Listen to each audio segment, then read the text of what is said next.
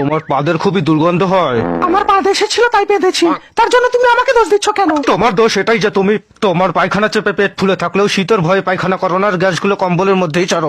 ভবিষ্যতে আর কোনোদিন তোমার পা দিলে কম্বলের ভেতরে তুমি পাতবে না। তুমি বা তোমার মা পাদলে তখন তোমাদের নাকে গন্ধ লাগে না?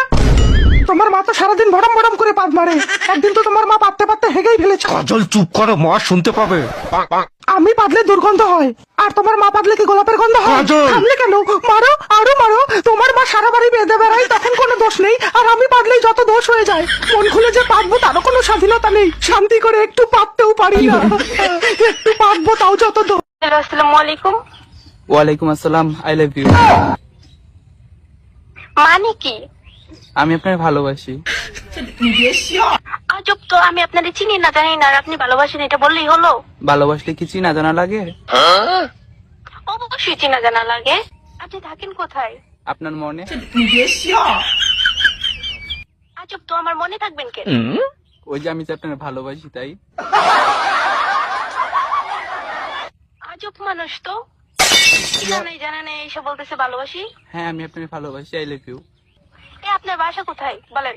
আপনার মনে। আজব তো, আমার মনে আপনার বাসা হতে যাবে কিসের জন্য? ওই যে আমি যে আপনার ভালোবাসি তাই। আপনার পরিচয়টা তো আগে দেবেন। আমার পরিচয়, আমি আপনার জামাই। আজব তো, আপনার নাম কি? আমার নাম দিয়ে আপনি করবেন কি? আমি আপনার ভালোবাসি, আমি শুধু এইটুকুই জানি, আমি আর কিচ্ছু জানি না। আমি শুধু আপনার জন্যই পাগল, আর কারোর জন্য না। আজব তো, আপনি আমার দেখছেন কোনোদিন? না দেখিনি, কিন্তু আমি আপনার ভালোবাসি। আজব তো, দেখেন নাই, চিনেন না, জানেন না, আজব নং নম্বরে ফোন দিয়ে বলতেছেন যে ভালোবাসি। ভালোবাসতে কি আবার চিনা জানা লাগে নাকি? আমি আপনার ভালোবাসি মানে ভালোবাসি।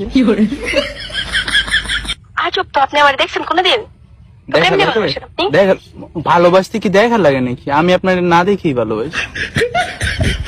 অবশ্যই দেখা লাগে। না কোনো দেখা লাগে না। দেখা লাগে, চিনা লাগে, জানা লাগে। আরে দূর, এত কথা কই বেডি মানুষ। তুই দেখ দেখ দেখ দেখ করে। আমি আপনার ভালোবাসি, শেষে এক কথা উত্তর, আই লাভ ইউ।